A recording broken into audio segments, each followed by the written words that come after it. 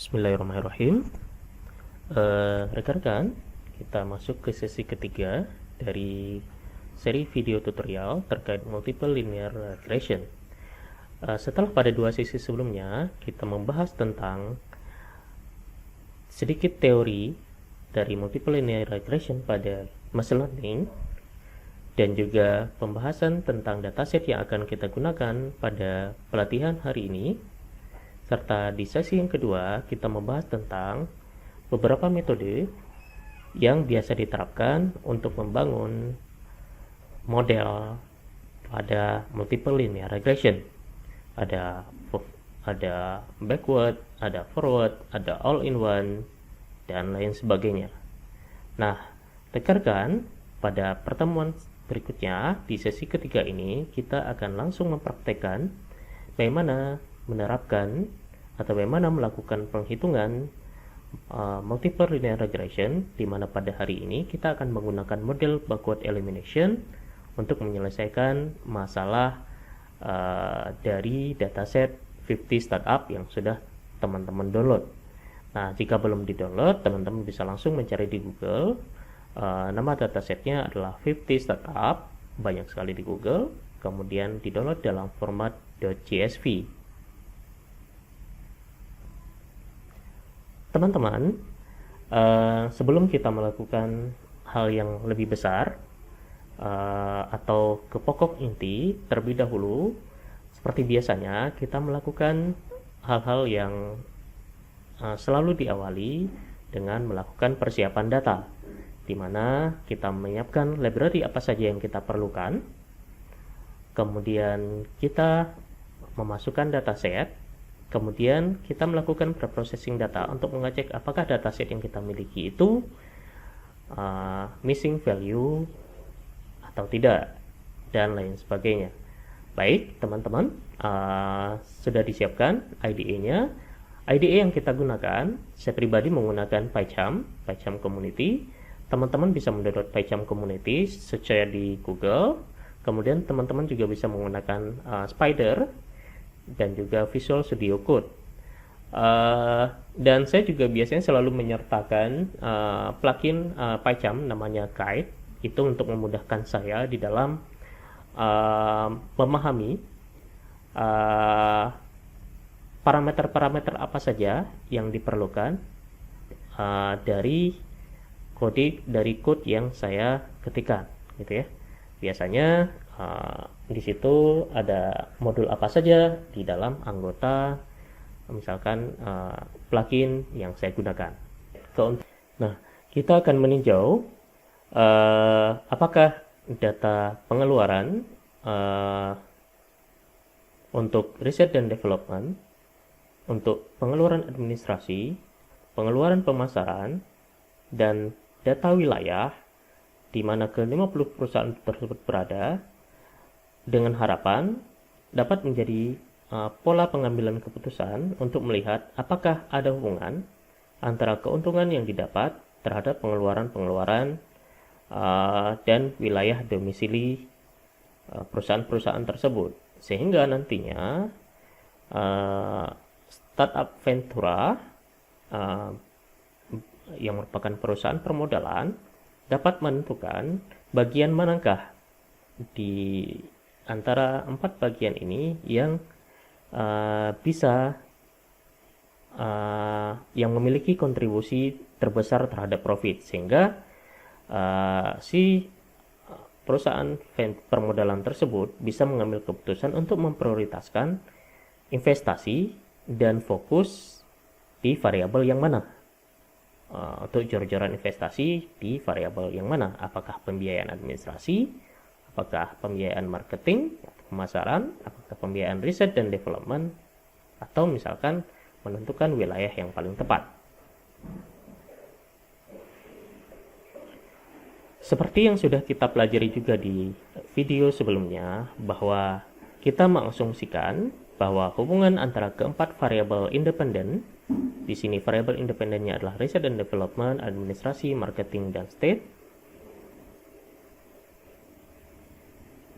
terhadap variabel dependen, di mana variabel dependen adalah profit, itu adalah sifatnya linear. Karena kita tahu di pembahasan yang sebelumnya, di pembahasan metode yang dibutuhkan atau untuk melakukan permodelan itu harus memenuhi beberapa asumsi. Ada linearity, ada homoscedasticity, ada independent of error, dan juga ada lack of multicollinearity. Kita anggap bahwa asumsi-asumsi tersebut sudah memenuhi linearitas pada dataset yang akan kita gunakan ini. Baik rekan-rekan, kita mulai dengan tahapan yang pertama. Di tahapan preprocessing atau tahapan persiapan data, preparation data, kita awali dengan mengimport library yang kita butuhkan, di mana library yang kita butuhkan di tahapan awal ini berupa library NumPy. Nah, tentunya teman-teman sudah tahu apa itu library NumPy. Nah, NumPy itu adalah library Python yang begitu populer untuk melakukan proses scientific atau aritmatik. Dapat mendukung komputasi data bertipe array multidimensi dengan performa yang sangat baik. Oke, asumsinya teman-teman sudah menginstal atau sudah download library yang dibutuhkan untuk kebutuhan pembelajaran ini. Artinya library dasar atau library standar seperti NumPy, Pandas, Matplotlib itu sudah teman-teman install melalui package Python, gitu ya. Sehingga kita tinggal memanggil package tersebut atau library tersebut. Oke. Setelah NumPy, kita mengimport. Karena dataset yang kita gunakan adalah format CSV, maka kita mengimport Pandas sebagai PD. PD itu singkatannya, sama seperti NumPy tadi ya. Nah, di sini Pandas kita gunakan itu karena Pandas adalah library yang sangat populer untuk mengimport dataset. Kita menulis polanya dengan memberi perintah import Pandas as PD. Jadi nantinya ketika kita akan memanggil Pandas cukup dengan menuliskan PD saja, gitu. Nah, Pandas ini sangat populer untuk mengimport dataset dan memanage dataset. Jadi karena kita akan menggunakan dataset, akan memanggil dataset dalam format CSV, maka kita harus menyertakan library Pandas di sini. Nah, berikutnya karena kita akan membutuhkan visualisasi berupa plot atau chart pada praktikum kita hari ini, kita juga akan mengimport matplotlib.pyplot ya. Nah, nanti kita singkat saja dia sebagai PLT, matplotlib.pyplot, dan ini adalah library yang paling sering digunakan di dalam Python untuk proses visualisasi data. Baik, teman-teman, kita sudah memasukkan atau memanggil atau mengimport library apa saja yang kita butuhkan untuk pelatihan kita hari ini. Nah, tahapan selanjutnya yang akan kita lakukan adalah kita akan memanggil dataset. Nah, kita sudah menginstal Pandas tadi ya. Nah, kita tinggal, karena kita sudah menginstal Pandas, maka kita buat satu variabel dataset. Kemudian kita pilih Pandas, disingkat dengan PD. Kemudian kita pilih dataset read CSV ya. Kita pilih read CSV karena dataset yang kita akan panggil berformat CSV. Kemudian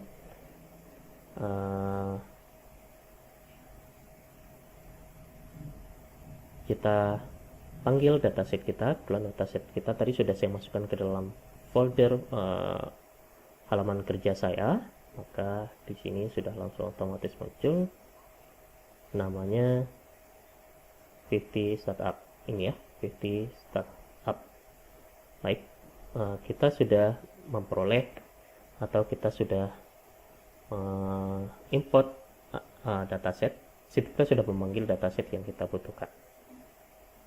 Oke, setelah kita mengimport atau membaca dataset, langkah selanjutnya kita akan membagi dataset ke dalam dua bagian. Yang pertama tentunya yang mana yang termasuk variabel dependent, kemudian yang mana yang termasuk variabel independent.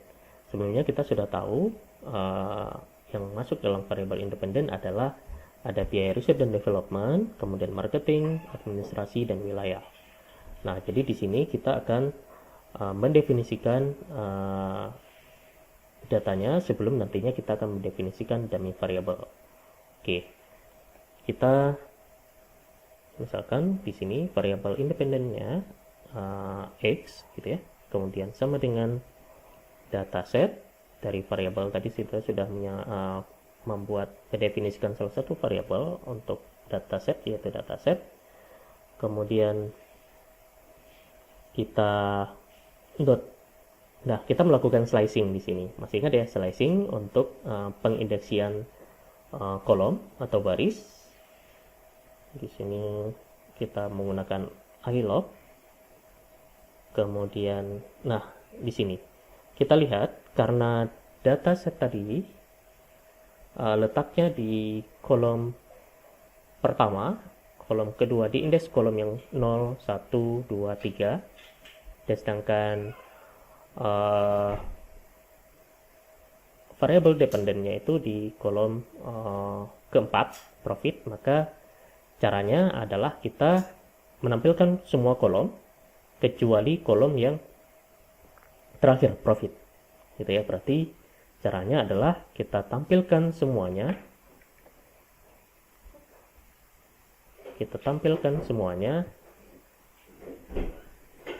kemudian koma, selain kolom terakhir,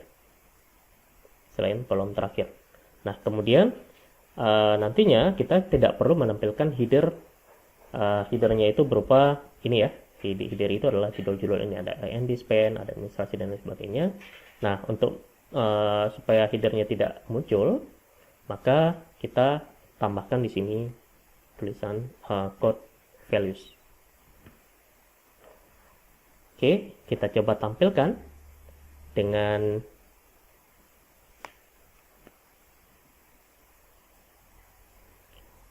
misalkan membuat satu variabel lagi, misalkan tampilkan x, maka kita panggil pandas, kemudian kita tampilkan dalam format data frame misalkan, untuk memudahkan kita melihat data, atau untuk memudahkan proses visualisasi variabel x. Oke, hal yang sama juga kita lakukan pada variabel dependent.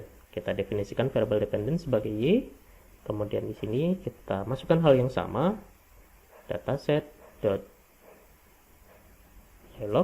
Nah, kita lihat di sini tadi kan yang variabel dependentnya itu ada di kolom yang keempat, gitu ya. Maka kita akan tampilkan semuanya, kemudian kita pilih 4 karena dia letaknya di kolom atau array yang di indeks array yang keempat. Kemudian untuk menghilangkan headernya kita gunakan values. Oke, sama seperti sebelumnya kita buat variabel untuk menampilkan y, untuk visualisasi y pada data frame. Dengan kita akan tampilkan y sama dengan pandas.dataframe, kemudian y.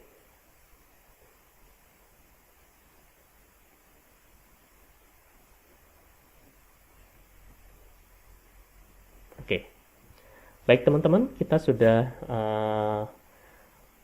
melakukan read dataset, kemudian kita sudah membagi dataset ke dalam dua bagian, yaitu bagian X dan bagian Y. Nah, tahapan berikutnya kita coba jalankan atau coba menampilkan dataset tersebut di dalam environment variable kita. Cara yang pertama, kita coba running dulu satu persatu. Kalau misalkan di run baris per baris ya, kalau di pandas, kalau di PyCharm saya biasa menggunakan Alt Shift E satu persatu ya. Ini juga sama. Oke, satu persatu. Kemudian kita coba tampilkan datasetnya. Kita coba jalankan Alt Shift E. Oke, datasetnya sudah ada di environment atau di environment variable ini. Kemudian kita lihat dataset yang sudah tersedia, kita tampilkan dalam format data frame. Oke, ini adalah dataset yang sudah kita panggil.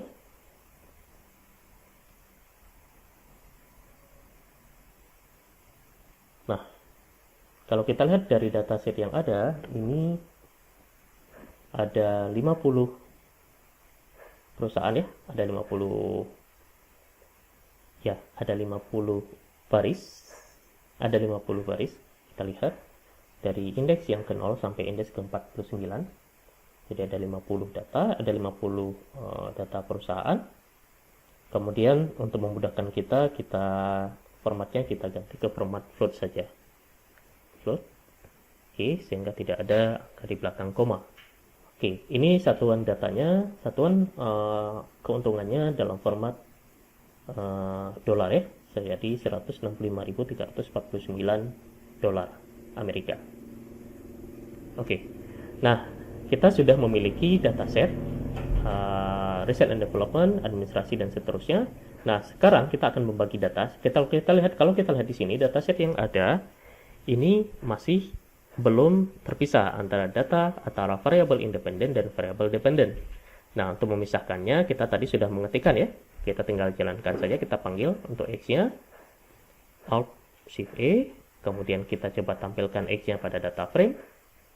Alt Shift E, kemudian Y Shift E. Kita sudah lihat, kemudian kita juga hal yang sama juga kita tampilkan pada Y. Kita tampilkan Y. Nah, kita lihat di sini di environment variable-nya sudah ada variable dataset, kemudian variabel tampilkan Y dan variabel tampilkan X. Variabel dataset yang menampilkan semua, baik itu variabel independen maupun variabel dependen. Kemudian X khusus variabel independen dan Y untuk variabel dependen. Kita coba tampilkan. Ini adalah X, kita tampilkan di data frame. Ya, X-nya, kemudian kita tampilkan dalam format float saja. Kemudian juga sama, Y juga sama, kita tampilkan dalam format view data frame, kemudian dalam format float. Oke, kita lihat di atas sudah ada dataset awal, di mana dataset awal itu masih ada terdapat 5 kolom dan juga 50 baris, ada 5 kolom, ada indeks 0, 1, 2, 3, 4, 5. Kemudian tapi di X kita sudah menyisakan 4 indeks saja, 4 indeks array. Kemudian di Y ada 1 indeks. Di X ada indeks khusus untuk data independen dan di Y khusus untuk data dependen. Kalau kita lihat header keduanya sudah tidak menggunakan header lagi ya. Oke. Jadi kita sudah menyelesaikan tahap pembacaan dataset. Oke, teman-teman, kita sudah selesai menampilkan read dataset. Nah, langkah selanjutnya, biasanya kalau datanya banyak, kita harus mengecek satu persatu apakah ada missing value atau data yang misalkan data yang nilainya kosong, tidak ada nilainya gitu ya. Kalau 0 masih ada nilai, tapi datanya memang kosong, misalkan NaN seperti kemarin, maka kita harus merubah datanya. Nah, untuk mengecek apakah data tersebut missing atau tidak dari sekian banyak data, kalau misalkan datanya hanya 50 seperti ini, kita bisa mengecek dengan mudah gitu ya.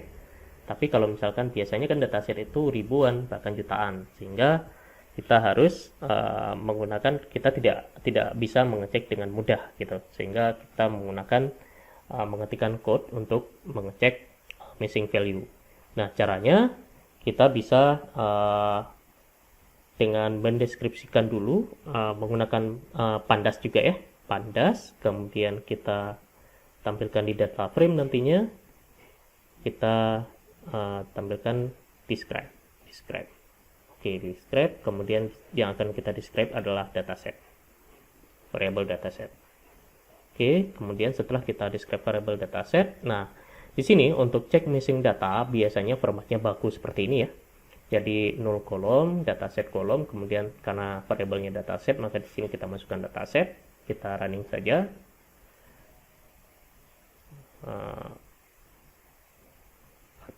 Shift E, kemudian untuk mengecek kolom yang kosong, Shift E, kemudian kita coba print untuk mengecek apakah ada kolom yang kosong, Alt Shift E. Nah, kita lihat di terminal hasilnya.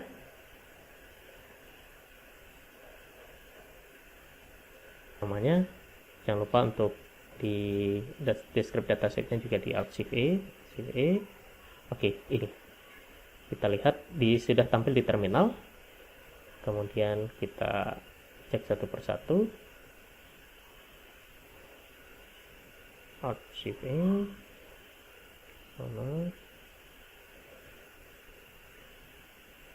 kemudian kita print. Oke, nah kita sudah print. Kalau kita lihat di sini, ya di sini akan muncul data-datanya. Kita lihat jumlah datanya ada 50 ya. Ada R&D spend 50, administrasi 50, marketing 50, profit juga 50. Rataannya juga sudah ada keluar rata statistik deskriptifnya ada di sini semuanya. Ada min, standar deviasi, kemudian nilai minimum dan juga nilai maksimum. Kemudian 25%-nya, 50%, 73%, kemudian nilai maksimumnya. Kalau kita lihat di sini tidak ada data yang di sini print untuk kolom seriesnya 0, berarti tidak ada data yang missing, sehingga kita bisa lanjutkan ke tahapan berikutnya. Oke, langkah berikutnya yang penting kita lakukan adalah kita melakukan proses import class label encoder dan one hot encoder. Tujuannya adalah kita akan membuat dummy variable di mana kita akan melakukan proses encode untuk data kategori, karena seperti yang kita ketahui di dataset yang kita miliki, kalau kita lihat di dataset yang kita punya ini ada data yang sifatnya kategori gitu ya, ada data yang sifatnya kategori pada state, sedangkan kita tahu dalam proses machine learning itu merupakan proses matematis, jadinya tidak mungkin data kategori kita proses secara matematis gitu, tidak kategori harus diproses secara matematis, tapi caranya harus kita konversi dulu menjadi ke dalam format angka gitu ya. Karena seperti di komputasi diproses dalam format 0 dan 1 gitu ya. Nah, kita akan mengimport label encoder, kemudian one hot encoder dan juga kolom transform untuk melakukan pengkonversian dan juga mengimport dan juga untuk membuat dummy variable gitu ya. Nah,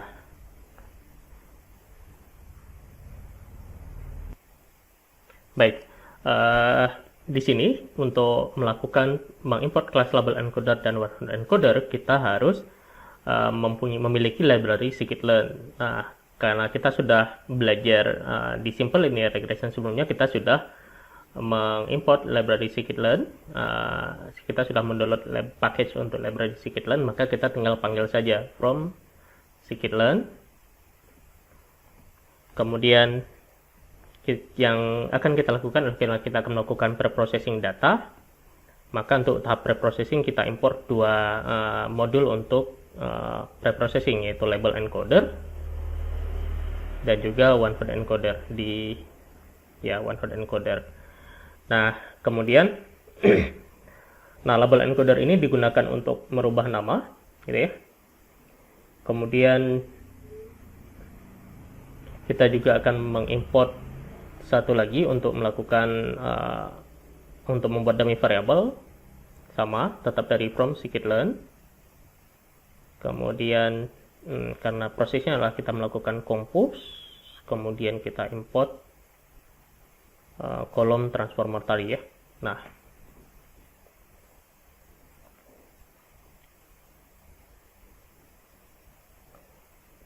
Nah, biasanya sebelum di versi scikit-learn 0,20 ke bawah itu proses pelabelan adalah penggunaan scikit-learn untuk compose, untuk penggunaan dummy variable itu biasanya menggunakan yang namanya kolom categorical feature gitu ya. Saat menggunakan perintah one hot encoder menggunakan categorical feature. Namun di versi scikit-learn 22 ke atas itu tidak bisa lagi menggunakan apa namanya, parameter categorical feature. Jadi kita harus gunakan parameter kolom transformer. Jadi biar jika misalkan Anda memiliki versi sedikit lain ke bawah, maka silakan menggunakan feature parameter categorical feature. Oke. Nah, berikutnya kita akan menyiapkan pelabelan untuk nama. Di sini kita mempersiapkan objek label encoder untuk proses dummy variable break sebelumnya gitu ya. Jadi sama seperti di pertemuan sebelumnya, kita gunakan label encoder. Misalkan kita buat satu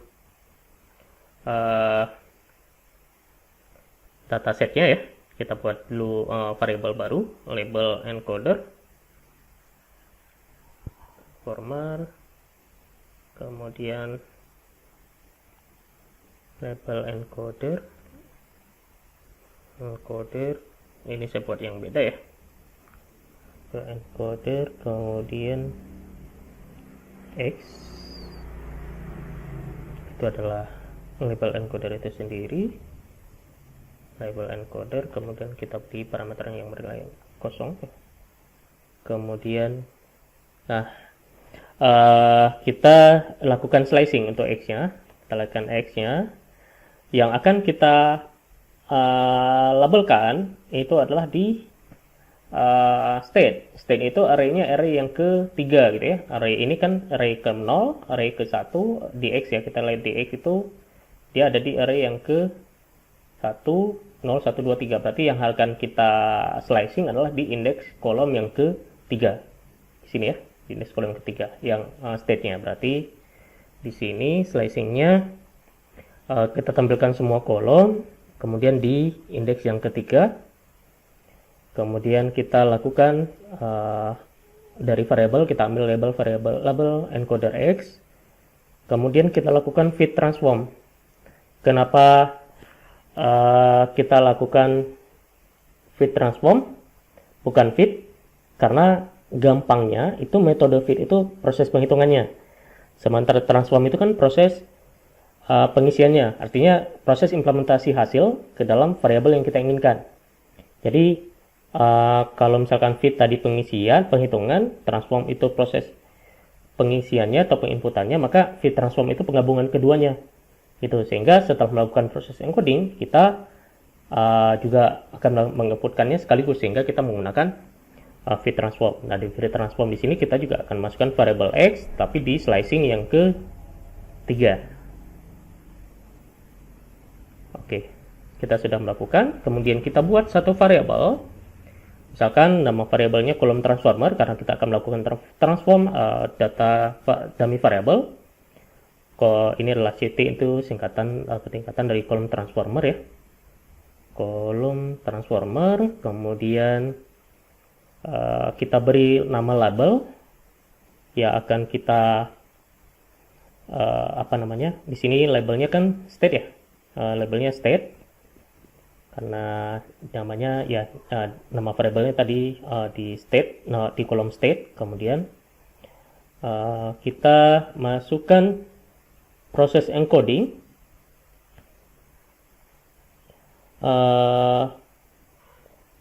menggunakan, karena kita akan konversi misalkan ke matriks 0 dan 1 seperti di teori sebelumnya ya. Konversinya misalkan dari kategorik menjadi matriks 0 dan 1 gitu ya, maka kita menggunakan one hot encoder.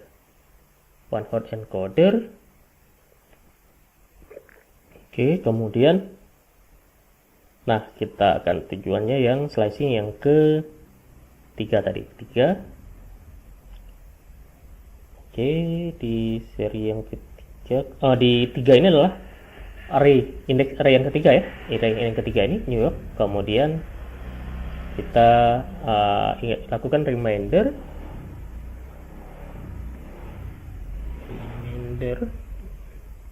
berupa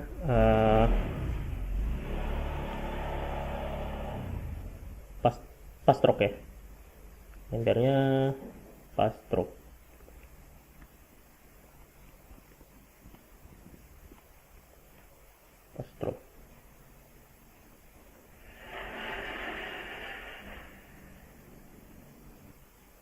Nah, Kita menggunakan remainder passthrough ini. Tujuannya adalah artinya kita masukkan parameter remainder, kita biarkan kolom-kolom yang lain itu apa adanya. Artinya yang kita rubah itu hanya di kolom yang ketiga, gitu ya. Nah, jadi kesimpulan yang sudah kita lakukan barusan dari proses yang barusan itu adalah kita ingin mengubah nama state tadi atau wilayah tadi menjadi angka dengan menggunakan label encoder. Kemudian kita membuat angkanya menjadi dummy variable dengan menggunakan one hot encoder, gitu ya. Dan di library scikit-learn itu semuanya disingkat jadi satu. Kalau sebelumnya di scikit-learn sebelumnya itu menggunakan parameter categorical feature, kalau di sini sekarang di yang baru sekarang menggunakan scikit-learn namanya kolom transformer, gitu ya. Seperti itu prosesnya.